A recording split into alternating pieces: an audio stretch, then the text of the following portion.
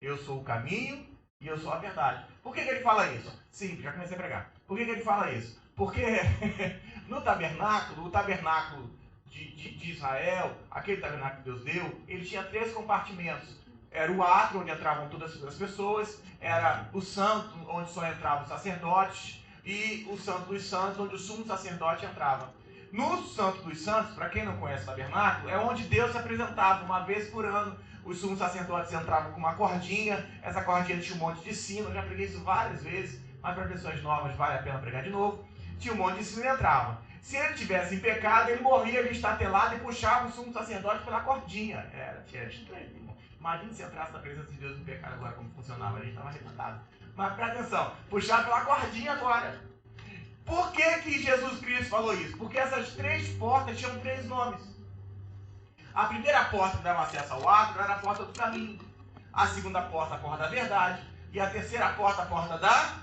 Em Apocalipse vai dizer que Jesus Cristo diz, eu sou a porta. Então ele diz, eu sou essas 3 portas que dão acesso a Deus. Ele não diz, eu sou o caminho, a verdade e a vida, ninguém vai ao Pai senão por mim. Mas ele diz, eu sou o caminho, a verdade e a vida, ninguém vem. Porque o Pai e o Filho são... Vira que esse irmão está falando assim, hoje vai ser animado. Hebreus 4. Então Jesus é vida. Se você quiser chamar Jesus de caminho, eu também aceito. Se você quiser chamar Jesus de verdade, eu também aceito. Se quiser chamar ele de porta, não tem problema. Se quiser chamar ele como João chamou de Cordeiro de Deus, para mim está tranquilo. Se quiser chamar ele de pão que desceu do céu, eu também fico tranquilo. Como vida, como sal, como fogo, como água, porque Cristo é tudo em tudo. O problema é que nós temos uma igreja que vem buscar o Cristo que tem tudo. A palavra nunca diz que ele tem tudo, a palavra diz que ele é tudo, porque tudo que existe fora dele para Deus é morte. O problema é que nós temos uma igreja buscando um Cristo que não tem o que ela quer, a vaidade, o orgulho. Pegou?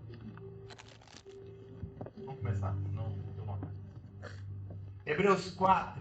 Você abriu, diga amém? Verso de número 14. Hebreus 4. Verso 14. Você abriu, diga amém?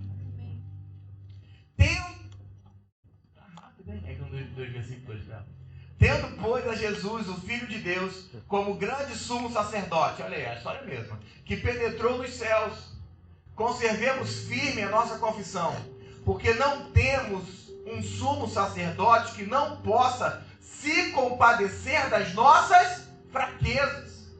Antes, ele foi tentado em todas as coisas, a nossa semelhança, mas sem nenhum pecado.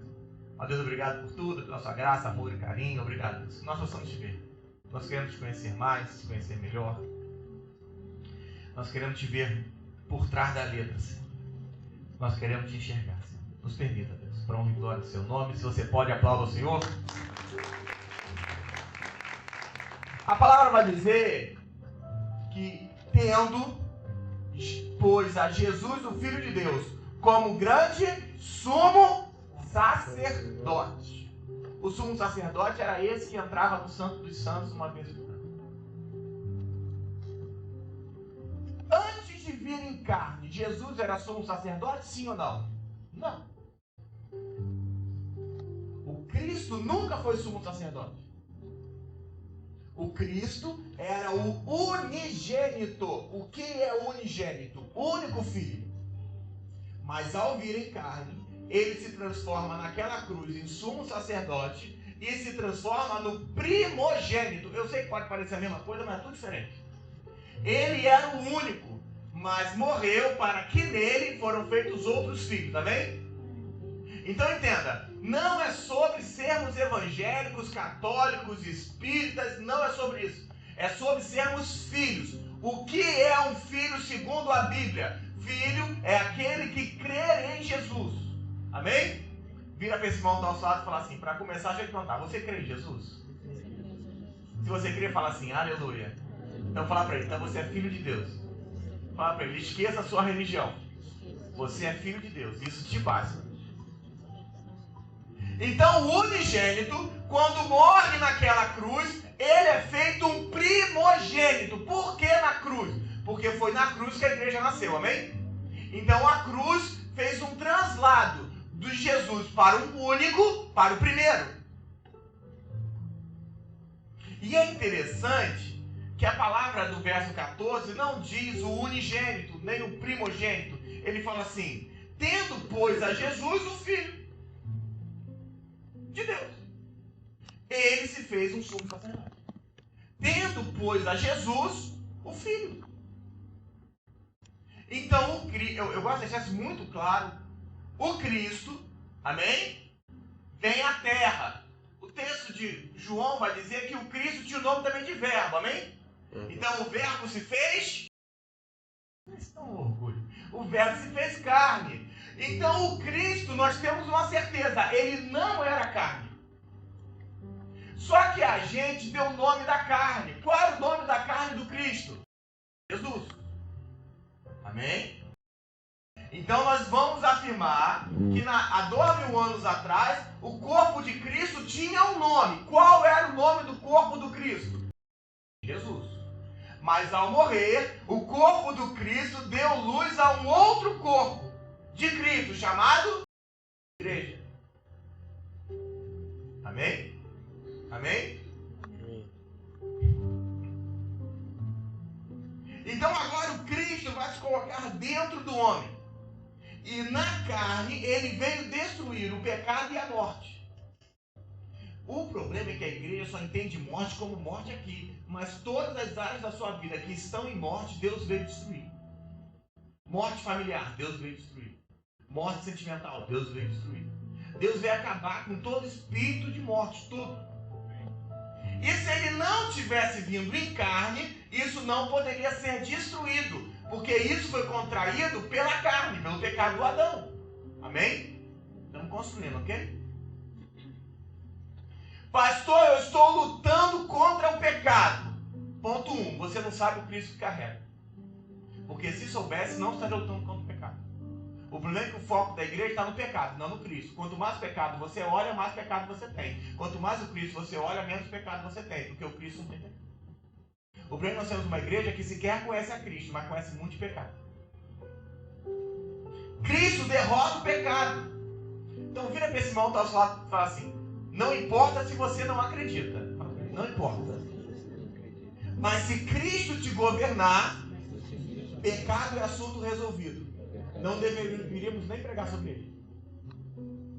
Porque os olhos de quem está em Cristo não conseguem estar no pecado. Ah, pastor, eu sou um determinista por natureza. Eu não vou pecar, eu não vou pecar, eu não vou pecar, eu não vou pecar. Quando eu olhei para o lado, peguei. Porque você pode determinar o que você quiser. Porque pecado não se trata de renúncia, e sim de conhecer a Cristo. Gálatas 2, verso 20. Abre lá, é um texto que eu gosto muito.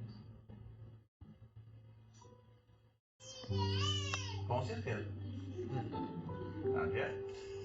Você não acompanhou, irmão? Tem sempre alguém dando aleluia, nem que seja uma criança. Gálatas 2, verso 20. Você abriu, diga amém.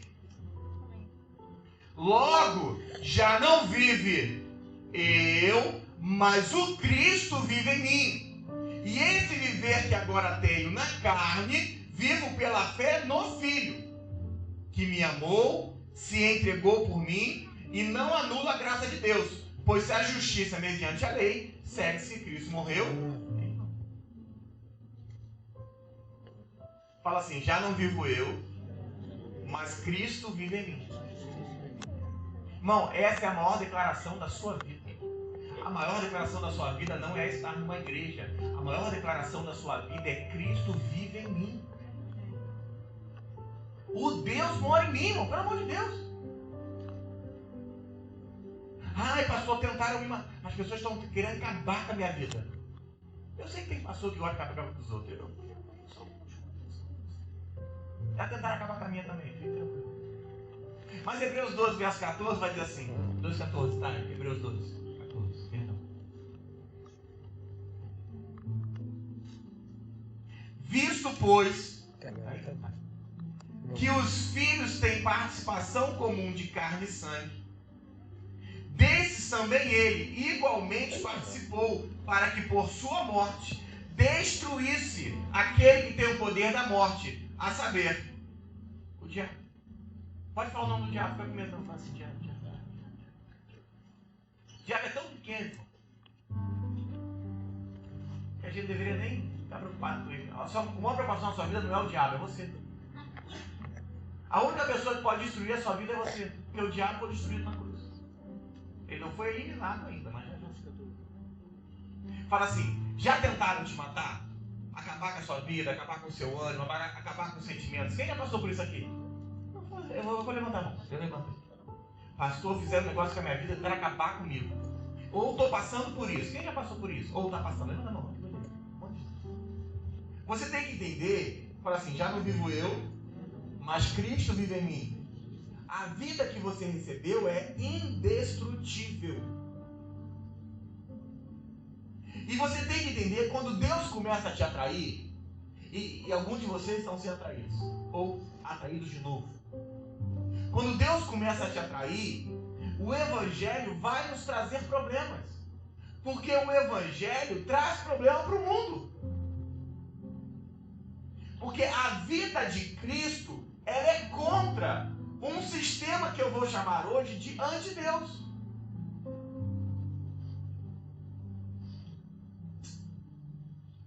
Eu sei o que eu vou falar aqui, você não vai ficar feliz comigo. Mas eu gostaria que você entendesse. Deus nunca mandará você parar de sofrer. Se você soubesse, nem tinha vindo hoje, né? Porque o que Deus fará com você é te dará descanso em meio ao sofrimento. Nas aflições, você conhecerá melhor a Deus.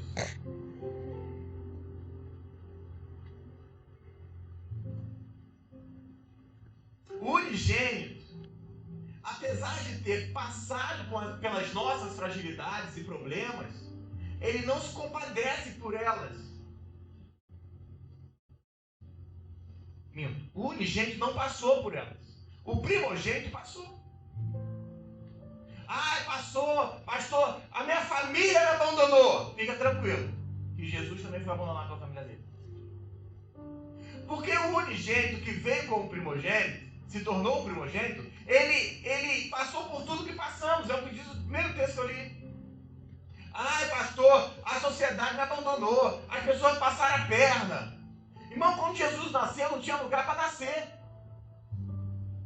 Quando Jesus veio ao mundo, não tinha lugar. Ai, pastor, tentaram me abortar quando eu estava na barriga da minha mãe. Herodes também mandou matar Jesus na barriga da mãe dele. Tudo que você passou, Jesus passou. Ele levou nossas enfermidades, nossas dores, nossos traumas, tudo.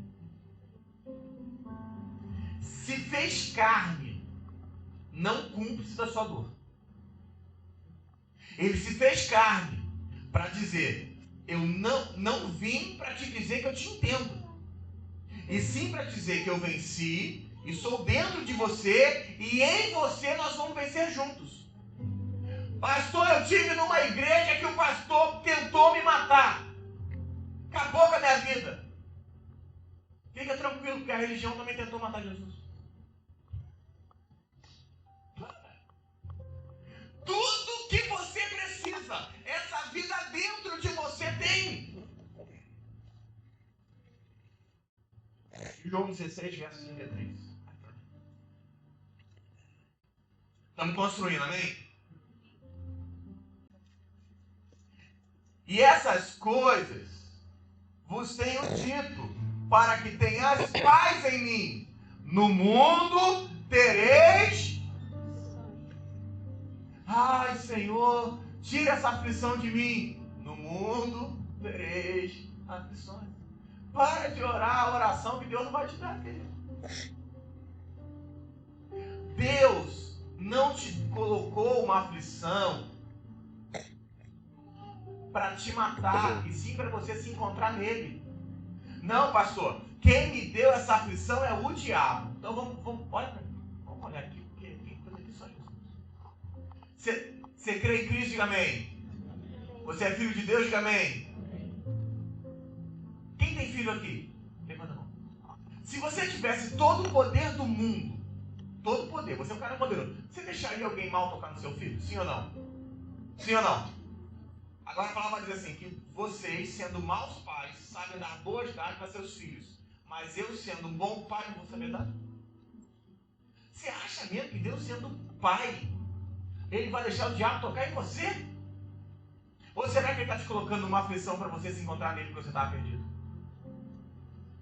Mas pastor, eu perdi tudo. Esse é o problema. Você achou que tudo que você tinha era tudo. Mas Deus considera como nada, porque o tudo é Ele. O problema é que a gente se perdeu. Porque ou eu vou magnificar as aflições, falei bonito, né? Ou eu vou engrandecer a Cristo. Porque tudo na nossa vida se resume em desvalorizar algo e valorizar algo. Tudo vai ser assim. Então eu vou valorizar os problemas e desvalorizar a minha casa. Ou valorizar os amigos e desvalorizar os inimigos. Tudo na nossa vida é desvalorizar alguma coisa e valorizar alguma coisa. Tudo vai ser perder alguma coisa e ganhar outra. Então se eu perco algo, eu ganho minha vida. Se eu perco a minha vida, eu ganho algo. Jesus falou, aquele que perder a sua vida, e aquele que me perder, ganha a sua vida. Então não tem como você ganhar a sua vida e ganhar Cristo. Então por vezes Jesus vai ter que fazer você entender que o que você tem não é vida. Ai, pastor, eu estava no altar. Passei anos a ver no altar. Esse é o problema. Muitos estão no altar, mas poucos se tornaram o próprio altar de Deus. Talvez eu precise conhecer mais a Cristo. Talvez eu conhecer a religião evangélica. E às vezes a gente vai ter que perder coisas. Para a gente entender o Pai que nós temos e quão próximo Ele é e quanto Ele se importa com a gente. Porque às vezes a gente só lembra de orar a Deus, falando... Você já passou por alguma crise séria que não tinha solução? Você falou assim, Senhor, eu não tenho mais o que fazer, está na sua mão. E resolveu? Quem já passou por isso? Mesmo você ora e não resolve. E você procura do seu jeito, não resolve. E você dá jeitinho, não resolve. Você fala com o amigo, não resolve. O amigo, ele te ajuda, não resolve. Quando você virou para Deus e falou assim, Senhor, para mim tu tá mágica, cansei. Uma semana depois tá resolvido. Estou mentindo? É porque Deus queria que você encontrasse a Ele nas aflições. Deus não queria te dar a aflição, mas você estava perdido dele. E nós vamos ter que definir o que é parente e o que é irmão pra gente. Pastor, o que é isso? Pastor, um dia, em Gênesis 12, não, Gênesis 12, verso 46, Jesus está ensinando. Aí chegam para Jesus e falam assim, Jesus, estamos com um problema aí. Ele falou o quê? Sua mãe e seus irmãos estão lá fora. Maria e um monte de irmão. Porque lembra que Maria só foi virgem antes de Jesus. Depois fez um monte de filho. Amém? Não, é porque parece que Maria não teve vida depois. O problema dela era com Jesus. Pós Jesus, ela e José. Canalzinho da galáxia. Deixa eu ver uma besteira. Maria, e isso não tira o texto de que bem-aventurada seja Maria em todas as mulheres. Porque transar com marido é bênção. Não tem problema nenhum. Mas eles viram para Jesus e falaram assim, Jesus, estamos com um problema aqui. Problema. O meu problema com a igreja católica é esse, a Virgem Maria. Maria só foi virgem por Jesus, depois deixou de ser virgem. Não tem problema nenhum. Tá beleza? Viram para Jesus e falaram, Jesus, tá todo mundo aí fora, estão achando que você tá doido. Aí ele fala assim, quem tá aí fora? Não, sua mãe e seus irmãos. Aí ele fala assim, quem? Não, sua mãe, seus irmãos. Quem? Deixa eu falar uma coisa pra você que me perguntou. Minha mãe e meus irmãos são aqueles que fazem a vontade do meu pai. Eu falei, deu ruim. Deu ruim. Porque Jesus diferenciou irmãos de parentes. Eu repito até você entender. Jesus falou, meus irmãos são aqueles que fazem a vontade do meu pai. Então presta atenção no que eu vou te falar. Deus não quer restaurar a sua família. Deus quer restaurar a família dele. Eu repito até você conseguir entender. Deus não quer restaurar a sua família. Deus está restaurando a sua família. Deus não vai restaurar as nações da terra. Deus vai restaurar a sua nação. E quem são os irmãos da família? Aqueles que fazem a vontade.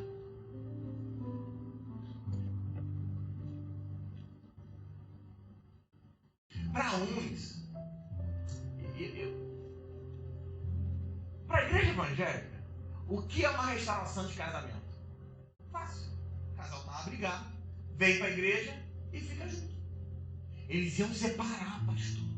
Deus restaurou o lar deles. E agora estão juntos. Isso é para a igreja, para Deus não.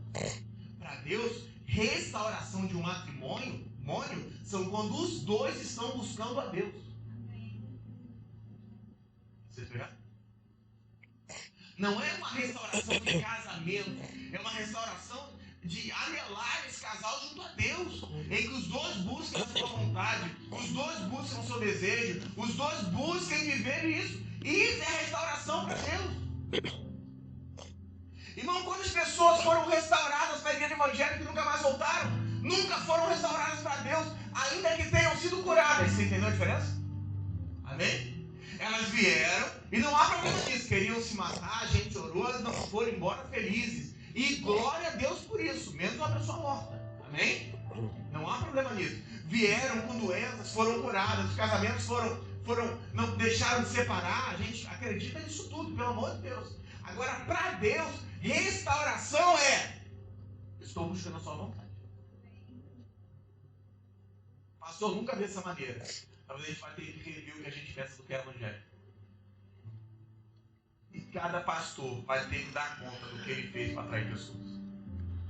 O que nós vemos na igreja evangélica não é evangelho, é coach gospel. Cura interior gospel, ou demônio gospel. Porque são os três caminhos que eles usam para atrair pessoas. E nenhum dos três é bíblico. Pastor, como assim é? Nós temos os pastores que se tornaram libertadores de demônio.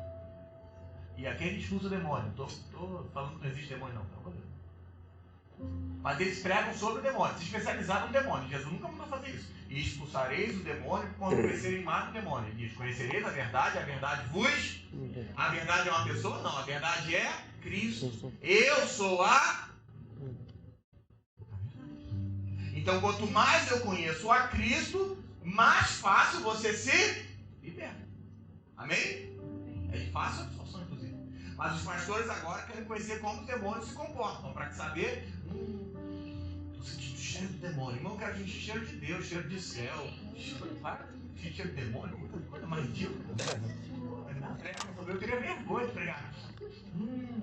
Cheirei o demônio. Eu falei, vai dar louco, vai passar um perfume. Não, agora essa cara. Pelo amor de Deus. Não, porque tem esse negócio. O outro grupo são os de cura interior. Aprisiona a pessoa por psicologismo. Você vem destruído, irmão. Uma palavra psicológica na sua cabeça te amarrou e você volta a vida toda. Sim ou não? E o terceiro grupo é mais novo, mas está empechado. Somente aqui na marca da igreja. Coaching gospel. Ele vem e fala: você vai dar certo.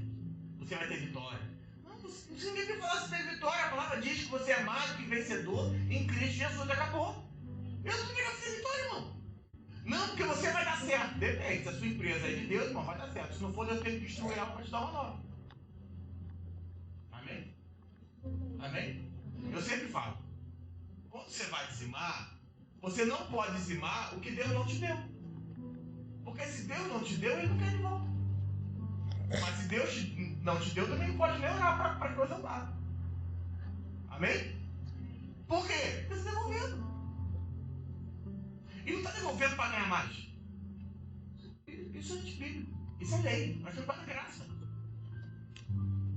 A gente precisa entender o que Deus quer na minha vida sua. Esses três grupos inundaram e contaminaram a igreja. Porque a igreja conhece mais de demônio, o que tem psicólogo, nada contra os psicólogos não, pelo amor de Deus. Mas tem psicólogo em cima do altar pregando psicologismo. É brincadeira. E coaching, então, é o último estágio da igreja, na minha opinião. Se vier alguma coisa, pastor, você é contra coaching? Não. Não. Eu sou contra no altar. Ele serve para um monte de coisa. Mas no altar, pregando o evangelho, evangelho é lugar de Bíblia, de Cristo, revelar a Cristo. Você não precisa de mais nada. A vida que você precisa está dentro de você. Eu estou aqui para ativar ela, para você entender ela. E cada pastor vai dar conta de como fez para trazer as pessoas. Porque o nível do evangelho foi abaixado. os mais velhos talvez vão entender o que eu vou falar. Existe um princípio no comércio, eu não lembro o nome, mas ele diz assim, que se existe só um supermercado numa região, ele pode botar o preço que ele quiser. Porque só tem ele. Todo mundo vai lá comprar.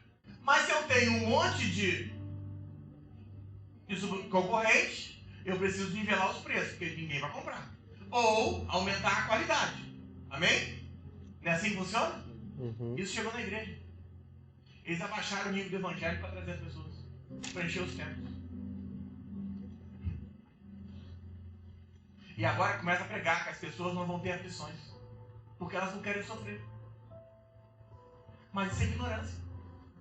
Porque o texto diz, no mundo, como é que eu prego que a aflição vai acabar?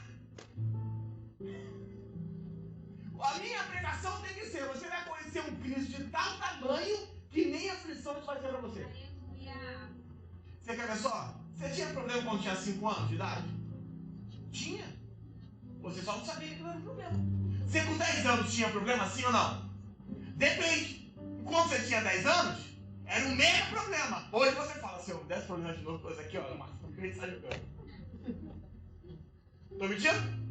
Quando você tinha 18 anos de idade, você falou, pô, vou pra faculdade, vou trabalhar, não sei qual o esquema da sua vida, e não tem problema com isso. Irmão, você ficava preocupado em como ganhar dinheiro, em como levar a gata pro cinema. Hoje é só você vir terça-feira, traz a gata também pra cá. Traz a gata terça-feira.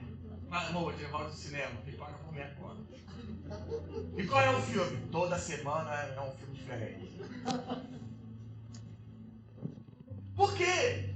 Porque você ficava preocupado em como ia gastar esse dinheiro, porque não tinha, ganhava pouco, tinha que ficar na rua trabalhando assim com 17, 18 anos. Hoje, eu, ao auge dos meus 22, eu com 42 anos, não me preocupo mais com vir no cinema. Eu nem gosto de cinema, odeio cinema. Deus faz isso, me botou aqui. Deus fala, você não gosta não? É do meu jeito, é do seu, vai ficar pregando no cinema. Você aprender e falar que não gosta de cinema. Aí vem toda terça-feira, estamos juntos aí, pastor, há muitos anos, quase 2 décadas. Agora a gente fala assim, só décadas, né? Tá? Muito tempo. Eu já vi mais em cinema em 6 meses do que em 2 décadas. Porque eu odeio cinema. Pastor é aquela pessoa que vai no cinema sozinha. Ela fala assim, amor, me deixa lá no cinema, porque eu quero assistir um filme. Você vai sozinho, em nome de Jesus. Eu não gosto de 2 coisas, pergunta. Shopping e cinema. A terceira eu tô preocupado. Pergunta. Odeio praia. Então, a gente... Quais são as cenas dos próximos capítulos? Você pode bater no meu ombro e falar assim, vem feito, tá vendo? Ficar provocando Deus, tá nisso. A gente precisa entender isso, querido. Que não posso falar pra ninguém que ele não vai ter aflição. O que eu tenho que falar é que ele vai crescer em Cristo de tal maneira que aquilo não vai ser aflição. Quem já pagou dívida e depois fez dívida de novo e por aí vai, quando fez dívida pequena, ele hoje sai fácil. Porque ele aprendeu a pagar aquela dívida, amém? Não é assim que funciona? Aí ele fez uma maior, se desesperou, não dormiu, deu aflição, deu isso, deu aquilo. E ele ficou tão grande que ele pagou aquela dívida molezinha. E agora talvez ele tenha uma conta maior. Por quê? É Deus te colocando em lugares maiores. É Deus te exercitando para aquilo que Ele quer entregar na sua mão. Eu sempre falo que a cadeira do Egito já estava pronta, o José que era imaturo. Quando José nasceu, ele já nasceu para ser governador do Egito. Ele sonhou com isso, contou para todo mundo igual o bobo. Os irmãos entregaram ele como escravo. A Potifera entregou ele. Saiu nu, como se quem tivesse pegado a mulher e foi preso, não fez nada. A mesa estava... E aí o faraó fala, eu tenho um sonho. Ele fala, sonha comigo mesmo desde criança. Eu interpreto, meu pai interpreta, minha mãe interpreta, todo mundo acaba interpretando o sonho. Sonho é mole. O que ele não tinha era maturidade para interpretar o sonho, para falar o que era, o que fazer. Ele dá a interpretação e diz o que faria. Faraó, agora você senta, a cadeira é sua. E o texto vai dizer depois do Egito que fala assim, que Faraó pôs José por pai. Pegou? Depois que ele fala. 1 Coríntios 13, verso 7 vai dizer assim, olha que fantástico. Vira para esse irmão que está ao seu lado e fala assim, a introdução acabou, agora a gente começa. Fala assim, no mundo tereis aflição. Pergunta aí, fala assim, você está com aflição hoje? Fala assim, eu vou te expor, não precisa responder. Fala assim, você está com alguma aflição hoje? Tem alguma aflição sobre a sua vida? Fala assim, se você está, você vem no lugar certo. 13, verso 7 diz assim, está falando do amor. O amor tudo sofre, tudo crê. Por que está falando do amor? Porque é o primeiro texto. O amor não arde em ciúmes. Olha lá. O amor é paciente, versículo 4, versículo 7. O amor tudo sofre. Mas como assim tudo sofre? A gente fala para as pessoas não sofrerem.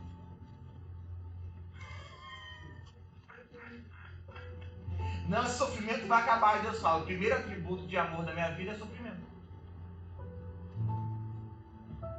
Sabe quando é que você ama? Você sabe que você ama alguém? Fica longe dessa pessoa. Você vai sofrer por estar longe dela. Ah, você não pegou esse povo. Fica longe. Quando é que você descobre que você ama? Você vai ficar longe. Você vai fazendo falta. Vai fazendo falta.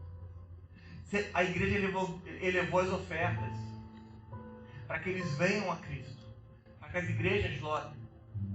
Mas no primeiro problema, eles largam a igreja e procuram uma oferta menor. Porque nunca ouviram o evangelho de cruz de verdade. O problema da minha vida, a sua, não é o diabo, mas as decisões que tomamos. Cristo nos deu uma vida indestrutível. Escreve onde você quiser. A vida que eu carrego é indestrutível. Quando ninguém te receber, o que te sustenta? A vida indestrutível. Quando Herodes te perseguiu, a religião te perseguir, o que te mantém vivo? A vida indestrutível. Quando a sua família não acreditar em você, o que te mantém acreditando nas coisas? Essa vida indestrutível. Quando quiserem te matar, o que te mantém vivo? Essa vida indestrutível. Quando te roubarem, o que te mantém vivo? O problema é que você quer conhecer o seu sofrimento, quando você deveria conhecer a vida de Cristo em você.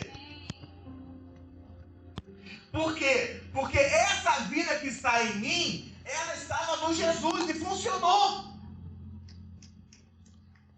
O que eu carrego hoje já foi provado em Jesus. Lembra do primeiro texto? Que ele passou por tudo que passamos? Funcionou.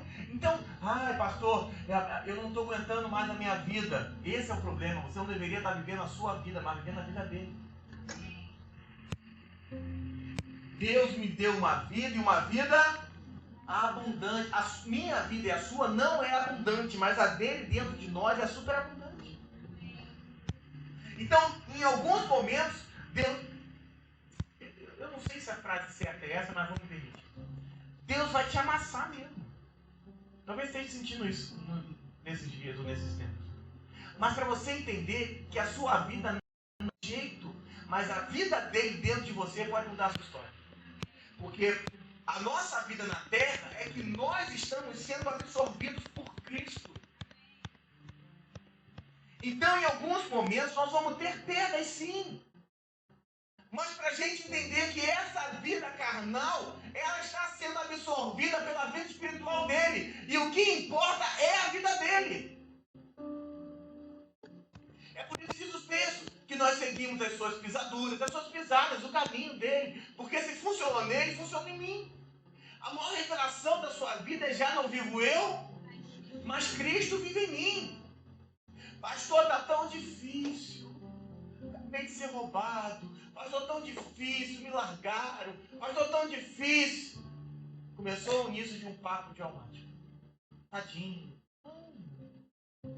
Pastor, mas Cristo se compadeceu da gente. Não para ser cúmplice das minhas aflições, mas para te dizer: eu venci, moro em ti e você tem como vencer também. João 10, verso 10. Olha aqui, Tainara. Eu preguei isso aqui há algumas semanas. Ou preguei lá em Curicica. Eu já estou perdido pelas igrejas. Agora nem dentro de igreja assim. O ladrão veio para matar, roubar e... Eu vim para que vocês tenham vida e vida em... Todo mundo vai ler esse texto. Olha só. Quem é crente aqui há mais de 3 anos aqui? Mais de 3 anos. Isso.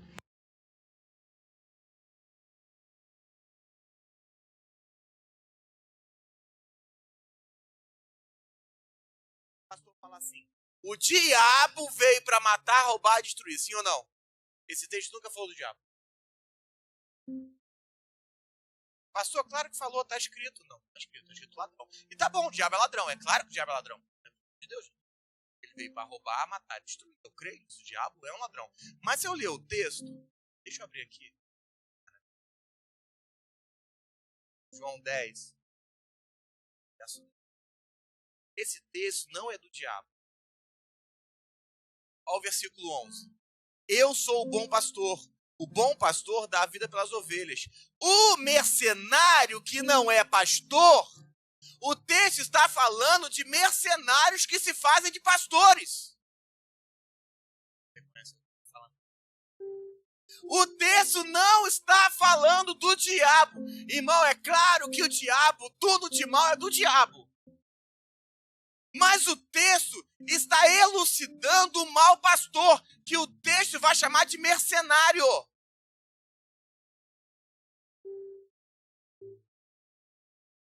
A quem não pertence às ovelhas, vê vir o lobo, abandona as ovelhas e foge. Então o lobo as arrebata e dispersa. O mercenário foge, porque é mercenário e não cuida das ovelhas. O texto nunca falou de diabo, porque Deus não entregaria o diabo, as ovelhas para serem cuidadas pelo diabo. Mas o mercenário se fez de pastor, enganou as ovelhas com o evangelho raso para todo mundo vir, ele pregar o que ele quer, para ele engrandecer o seu. Esse texto sobre ele, o ladrão. Ele é o ladrão. Ele é o ladrão. Vira para esse irmão tal lado e diz assim: fica chateado com o pastor vai falar, não fala. Fica chateado não. Mas o seu dinheiro vai servir para 3 coisas. Segundo a Bíblia. O primeiro, não é uma ordem. O primeiro, você vai desfrutar dele. O segundo, você vai investir ele na sua vida. E o terceiro, você vai investir no reino. Porque esse evangelho vai salvar pessoas. Sim. E entenda, se você não investir no reino, você vai acabar investindo no diabo. Porque você sempre vai cumprir essas 3 etapas, quer você queira ou não. Você desfruta, você investe, talvez em você, mas erradamente. Ah, eu vim no cinema, não tinha dinheiro, gastei dinheiro no cinema. Você investiu, você desfrutou. Você está investindo. E se você não investir no reino, você vai investir no diabo. Mas o texto de João 10:10 não termina com roubar, matar e destruir. O texto termina com eu vim para que vocês tenham vida. E vida em? Eu vim para que vocês tenham vida. Porque vocês não tinham vida. O que vocês tinham era morte. Não estamos aqui, eu não estou tentando reviver vocês. Eu vim para dar uma vida a vocês. Porque em vocês só havia morte. Por que vida em abundância? Porque essa vida supera roubo, morte e destruição. Por quê? É o que ele veio fazer, o ladrão. Ninguém pode destruir a vida que está em você.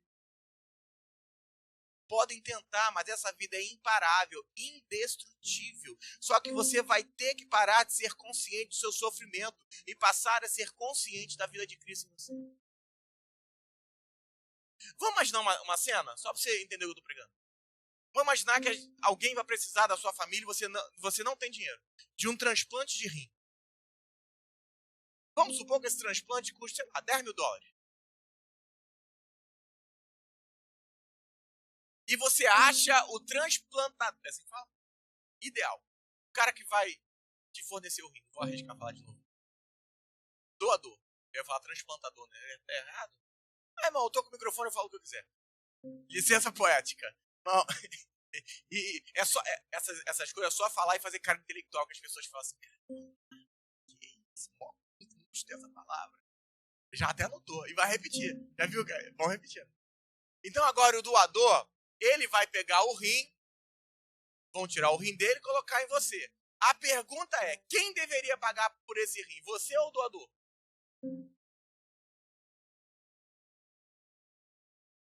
O doador vai te dar o rim. Lembra que é $10.000. Quem deveria pagar por esse rim? Quem está recebendo ou quem está dando? Mas isso que Cristo fez com você.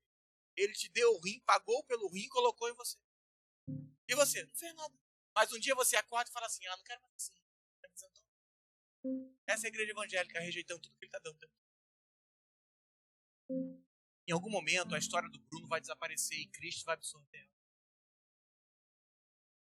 A vida de Cristo foi provada por governos, foi provada por religiosos e prevaleceu. A religião evangélica não pode prevalecer contra essa vida. Os pastores, quando escutam algumas coisas que nós pregamos, ficam doidos, porque eles não sabem como é que funciona. Nós estamos há 2 anos sem ministrar dízimo na oferta. Tem 2 anos que a gente não dá uma palavra específica sobre isso. Não é por isso. 2 anos. Os pastores me ligam e falam assim, como é que você vive? Eu falo assim, a igreja é dele, não é minha. E as pessoas diziam, as pessoas ofertam normalmente.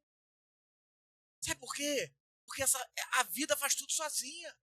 O meu trabalho é pregar a vida, é pregar Cristo. E automaticamente quem vai fazer é o Espírito Santo, não sou eu. Nós não queremos dinheiros emocionais.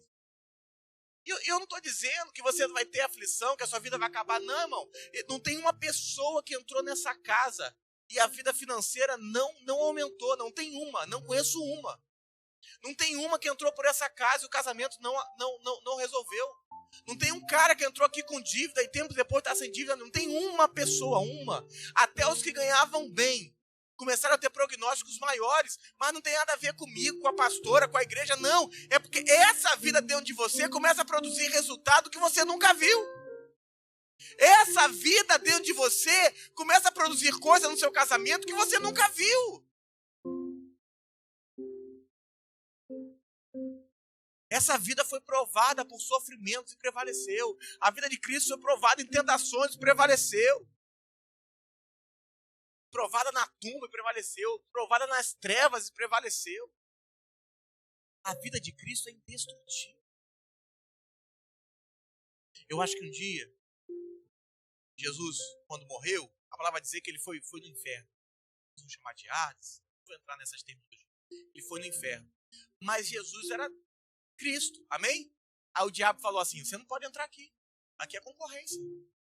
Aqui a gente não aceita Deus não, aqui a gente trabalha com o diabo. Aí Jesus falou assim, não, mas eu vim. Mas ele falou assim, mas você não pode entrar, você é Deus. Aqui só pode entrar quem veio, homem. Mas eu vim. Aí o diabo falou assim, mas você não teve pecado. Eu falei, eu não tive, mas eu carreguei o de todo mundo.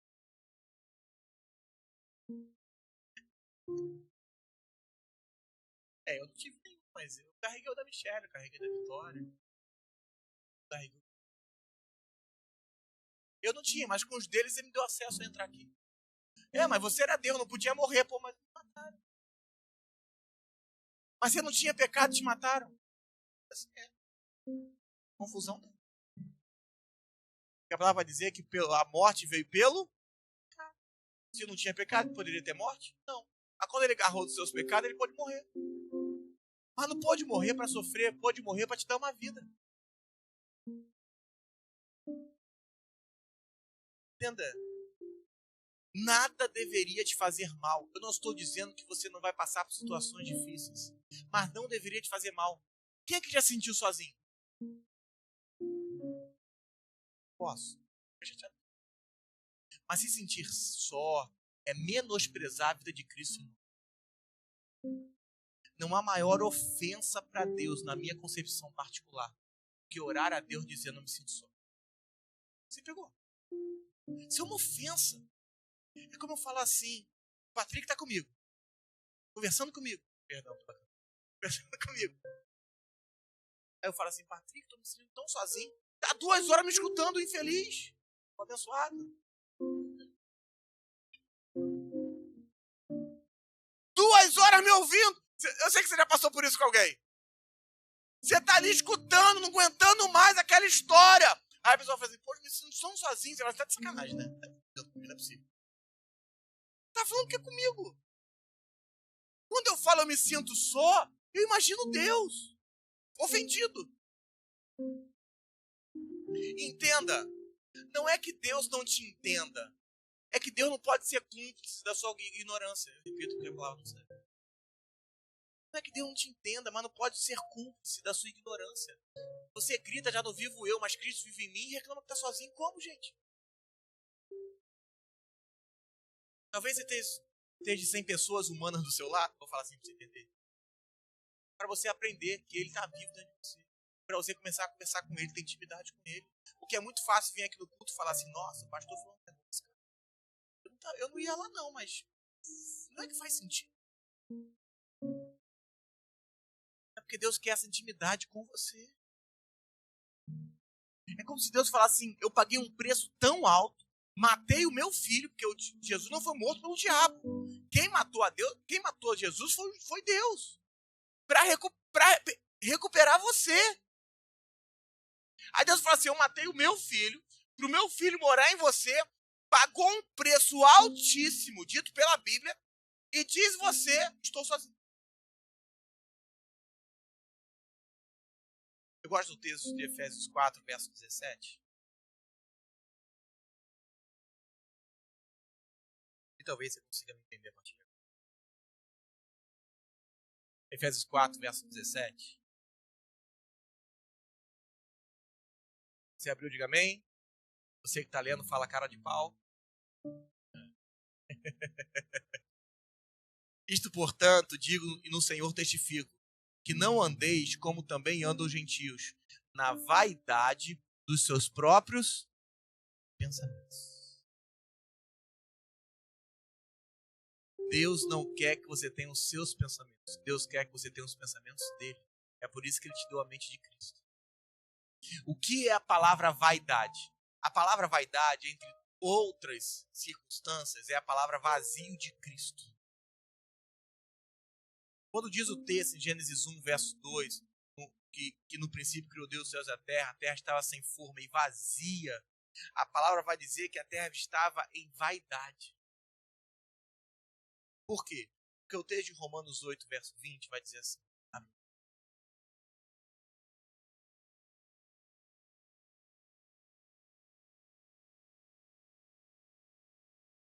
Vai dizer assim, pois a criação está sujeita à vaidade, não voluntariamente, mas por causa daquele que a sujeita. O problema é que na igreja não. Por que eu vou falar que na igreja não? Vou falar em tudo quanto é religião. Porque a maioria das religiões usam a Bíblia. Bem? 99%. Uma ou outra que não. Mas se desviaram porque não aprenderam algo que não é evangelho. O evangelho é Cristo.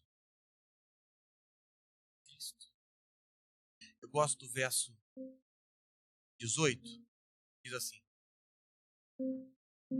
porque para mim tenho por certo que os sofrimentos do tempo presente não podem ser comparados à glória que há de ser revelada em nós.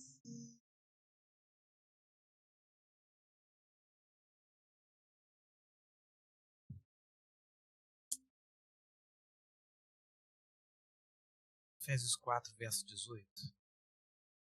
Você que está vindo pela primeira vez, fica um pouco meio assim, para eu abrir tanto Bíblia, o pessoal já conhece. Aqui a gente gosta de, você não vem escutar a minha opinião, você vem escutar outra ação. Minha opinião não vale nada.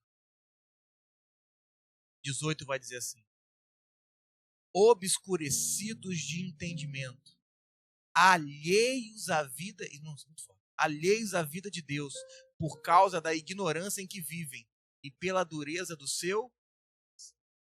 A vaidade, vazio de Cristo, nos faz ser alheios à vida de Deus. Por quê? Porque eu aprendi alguma coisa que não é a vida dele. Você pegou? A igreja, as religiões estão cheias de dogmas. Só que se você perguntar de onde vem, que entenda, se você crê em Deus, a única oportunidade de você crer em Deus é através da Bíblia, não existe outra. A comprovação histórica é a Bíblia. Indiferente se você é daqui ou é dali, irmão. Essa não. A grande questão é que vem da Bíblia. Então, eles vão implantando coisas na gente, a igreja evangélica faz isso também, que não estão escritas. E nós ficamos vaidosos, alheios à vida de Deus. Alheio significa que é de outro essa vida. Sei lá, o Júnior, o pastor Júnior, ele tem um carro que não é meu, então ele tem um carro alheio a mim, amém? Então quando eu estou alheio a essa vida, quer dizer que essa vida funciona em todo mundo. Em mim não. Funcionou em Paulo, em mim não. Em Pedro, em mim não. A vida de Cristo em nós, ela não é visível, ela é espiritual. E para entender o espiritual, eu tenho que ser espiritual. É por isso que Jesus disse, as minhas palavras são vida e espírito. João 6, verso 63, não precisa abrir não. Agora, preste atenção no que eu vou acabar com essa sua mente. O Satanás não pode tocar no espiritual. Porque se pudesse tocar no espiritual, tocava em Deus. Então, preste atenção no que eu vou afirmar. Não existe problema espiritual se você é cristão. Cria. E eis que agora dá-se um silêncio na sala, todo mundo indo embora. Se você é filho de Deus, diga amém. Você não tem problema espiritual. Não tem.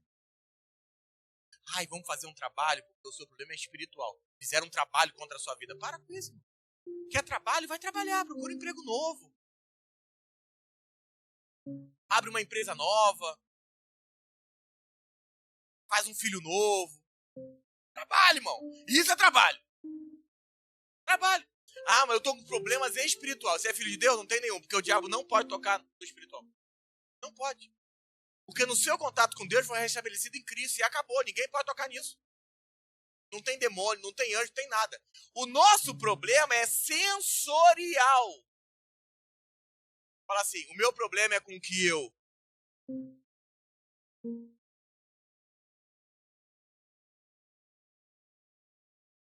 Posso falar? Quem já foi enganado aqui? Levanta a mão. Levanta a mão se você já foi enganado.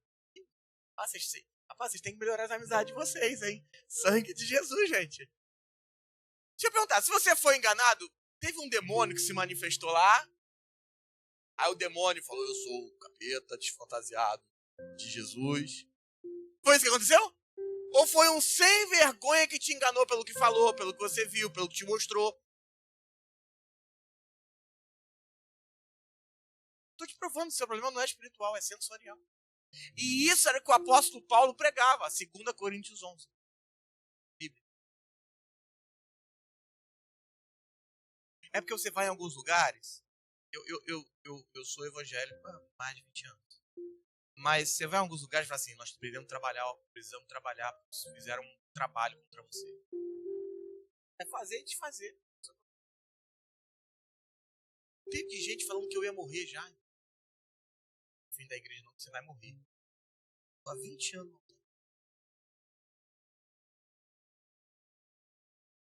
Doido pra ir pra China entregar o evangelho pra ver se eles conseguem. Doido, irmão. Vir lá pros homens bomba pegar o evangelho e falar assim, filho, deixa eu te falar, você precisa de Jesus. Vou te matar. Irmão, vamos fazer um trabalho pra te matar. A pastora falou que eu vou sozinho. Mas vou levar o pastor Júnior junto.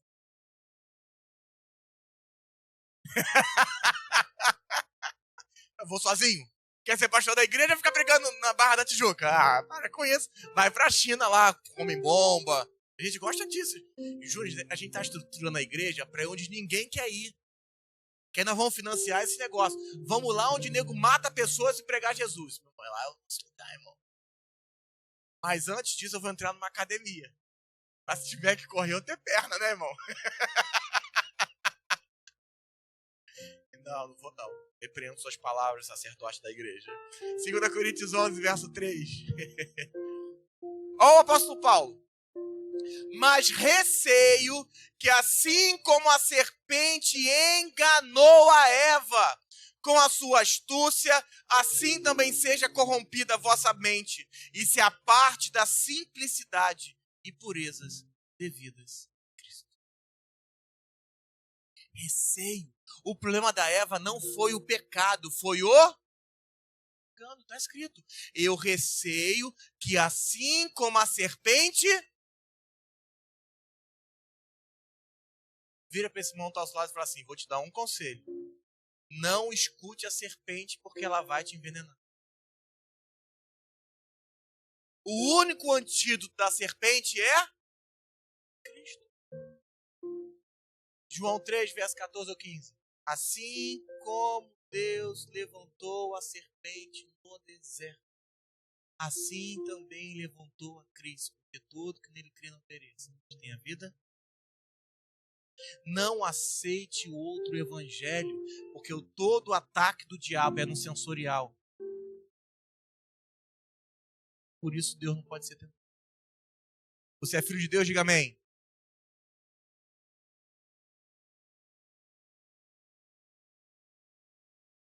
O seu problema nunca mais vai ser espiritual. É sensorial. É você desgarrar daquilo que ainda está agarrado. Irmão, nada pode representar Cristo. Nada. Nada. Nenhum amuleto, nenhuma imagem. Nada pode representar Cristo. Aliás, Cristo deu a representação dele na terra, a igreja. Mas nós temos uma igreja que não parece com ele, então não representa. Façamos o homem conforme a nossa. E fomos, Romanos 8, 28, e fomos predestinados a sermos conforme a imagem do Filho de Deus. Deus quer olhar para você e ver o Filho dele. Pensa o quão profundo é isso. Deus quer olhar Patrick e falar, rapaz, eu estou vendo meu filho, não vejo o Patrick. Olha que profundo isso. Um dia, Lucas 16, sobre não, tá aí. Lucas 16, depois você anota aí, depois você lê em casa. Existia uma história do Lázaro com um jovem rico.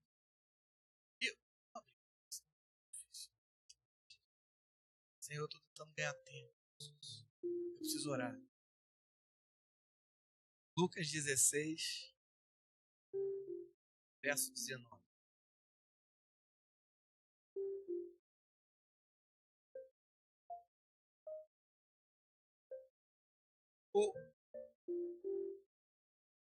O Lázaro era um mendigo e estava conversando com Abraão. E o jovem rico no inferno. Versículo 22, 16. Aconteceu morrer o mendigo e ser levado pelos anjos ao seio de Abraão. Morreu também o rico e foi sepultado. No inferno, estando em tormentas, levantou os olhos e viu ao longe Abraão e Lázaro no seu seio.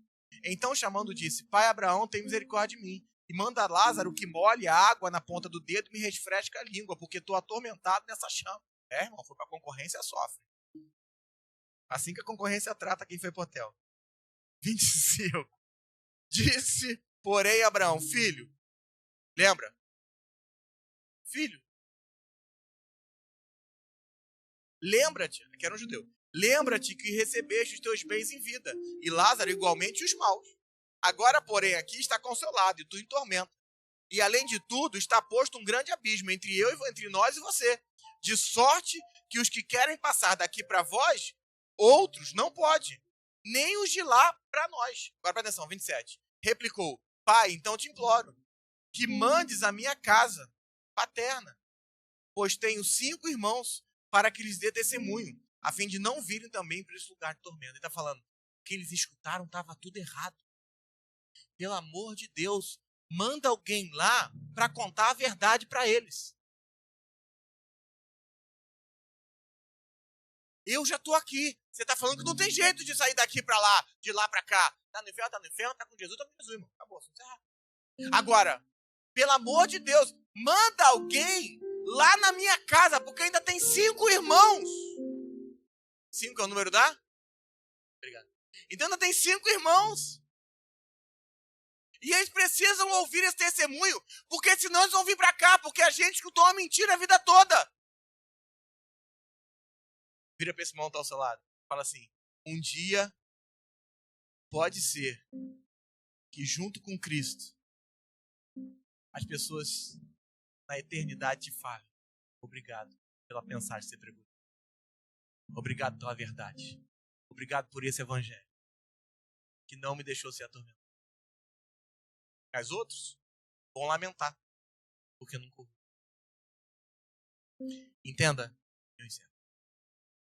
Jesus não ofereceu a você muitas coisas. Essa é a mentira do evangelho da oferta. Está desempregado? Vem que arruma emprego. Entenda, eu creio que você vai arrumar emprego. Mas a oferta não é emprego. A oferta é Cristo. Porque senão Deus vira um gênio da lâmpada que a gente procura quando está atormentado. Ou alguém com um gênio que a gente vê quando está com problema. Deus só tem uma coisa a nos oferecer. Pergunta. Uma vida a si mesmo. Cristo.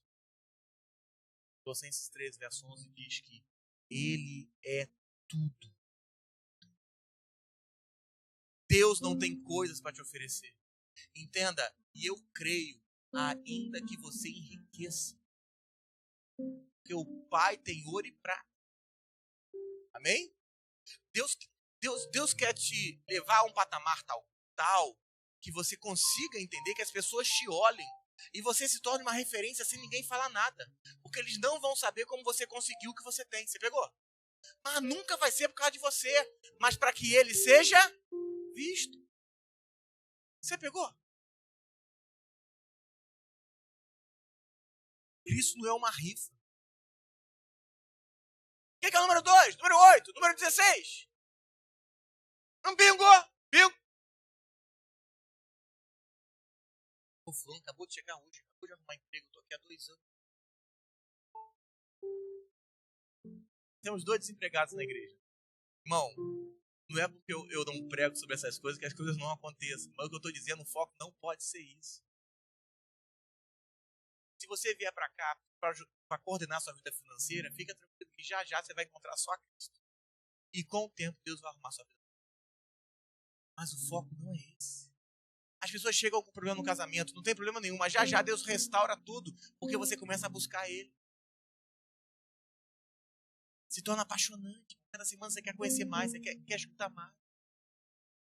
Tem um texto, e é o último. Apocalipse 2, verso 5.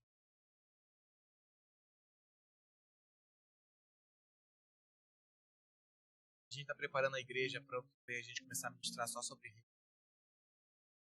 Se prepare. Você precisa entender. O evangelho que te escutaram, que te ensinaram, talvez não seja. Só que a gente precisa erguer a capacidade da igreja. Entender o que falamos. Lembra-te. 2,5 Apocalipse. Lembra-te de onde caíste. Arrepende-te. E volta à prática das primeiras obras. Senão, venho a ti. E moverei do seu lugar o teu candeeiro, caso você não se arrependa.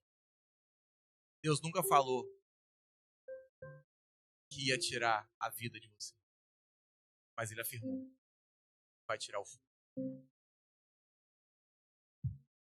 Ele afirmou que Ele vai tirar o candelabro. O candelabro é o que iluminava. Como assim iluminava? Não, pastor, é porque esse candelabro vai iluminar Cristo na sua vida, para que você possa. Ele precisa ser visto. Precisa ser visto. Não sei como é que você chegou aqui.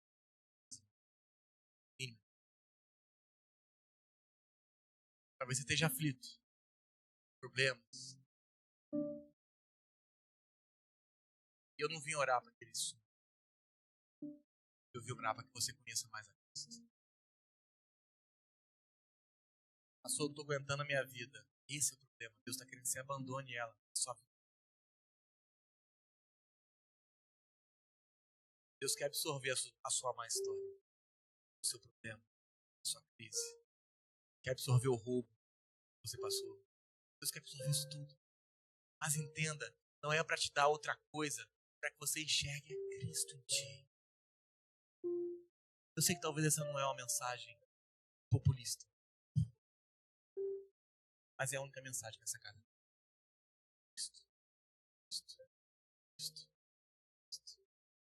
Eu não posso falar que amanhã as coisas vão melhorar. Mas eu posso falar que o que está dentro de você é perfeito. E tudo tem que estar perfeito. Eu repito até você. É que talvez vivendo pelo sensorial está tudo errado. Mas o perfeito está dentro. Está doido para sair. Vocês têm nada. É uma música feliz, ele falava, quebra meu vaso, quebra meu vaso, quebra meu vaso.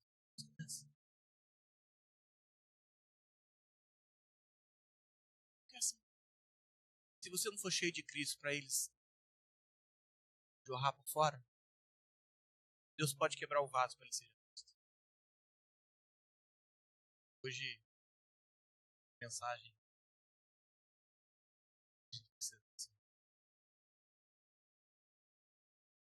Você não veio para Deus tirar suas aflições. Você veio para você ficar tão grande, tão grande, tão grande, tão grande. Você nem vai considerar mais ter alguma aflição. Você conhecer tanto a Cristo, tanto a Cristo, tanto a Cristo, que nem serão aflições. Ah, pastor, eu perdi tal coisa. Roubaram. Eu perdi o lugar que eu tinha na igreja porque eu ministrava. Você não perdeu. Tudo nunca foi assim. Talvez seja o momento de você se encontrar. Parar de buscar ajuda em qualquer. Porque só quem vai te ajudar é Cristo. Já não vivo eu. Olha no olho dessa pessoa. Vou falar assim, eu quero te fazer uma pergunta. Preciso que você seja sincero. Assim, primeiro me perdoa pelas palavras duras do pastor.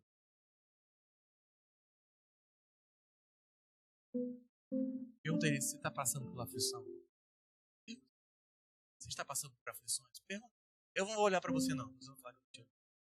Pergunta, catuca essa pessoa ao seu lado. Catuca ela, catuca, catuca. Se ninguém me catucou, tá errado. Catuca, catuca. Pergunta, fala assim, você está passando por alguma aflição? Responde, eu tô te olhando não pra você não falar que eu tô de perseguição. Se ele tá passando por uma aflição, dá a mão pra ele. Dá a mão pra ela. Dá a mão.